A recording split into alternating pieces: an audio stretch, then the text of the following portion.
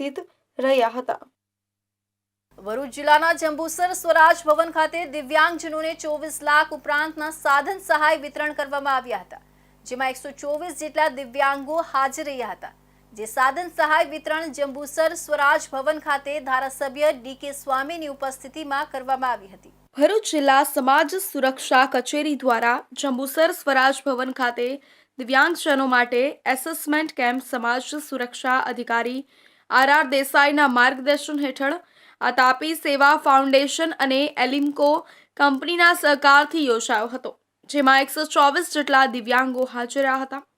દિવ્યાંગોને જરૂરી સાધન સહાય અંગે ચકાસણી હાથ ધરવામાં આવી હતી।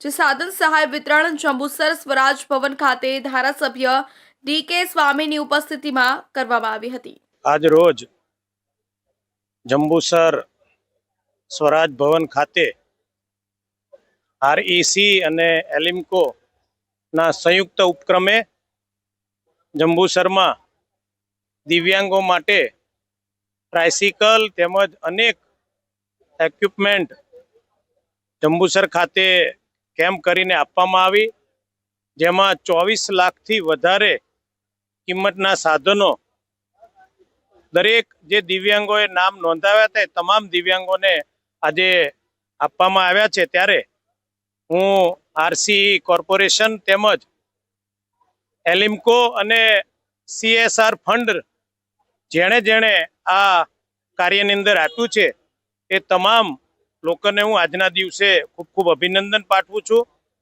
મોદી સાહેબનું જે કાર્ય છે, મોદી સાહેબનું જે સ્વપ્ન છે કે દિવ્યાંગ લોકો પણ આ વિકસિત ભારતની અંદર જોડાય અને એ લોકો પણ મહત્વની ભૂમિકા ભજવે એ માટેની આજે યોજના છે। અને એ યોજના દ્વારા આજે જંબુસરમાં 194 જેટલા લોકોએ આ સાયકલ ને બીજા ઘણા બધા જે સાધનો છે એનો અહીં રૂબરૂ બોલાવીને એમને આપવામાં આવી। આ સૌ લાભાર્થીઓને સાધનો આપવામાં આવ્યા, તો આ સાધનો દ્વારા એ પણ એમનું જીવન સારી રીતે વિતાવે, ખૂબ આગળ વધે એવા પ્રયત્નો આજે જ્યારે થઈ રહ્યા છે, ત્યારે સમાજ કલ્યાણના અધિકારીઓને પણ, જેમાં મંડોરા સાહેબ છે, એમને પણ હું આજના દિવસે ખૂબ ખૂબ અભિનંદન પાઠવું છું। જંબુસર તાલુકાના દિવ્યાંગો માટે ટ્રાયસિકલ, કાંખ ઘોડી સહિતના સાધનો આશરે 24 લાખ ઉપરાંતના સાધન સહાય વિતરણ કરવામાં આવ્યું હતું।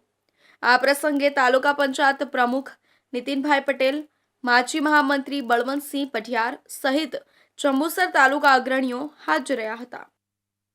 હાલના સમયમાં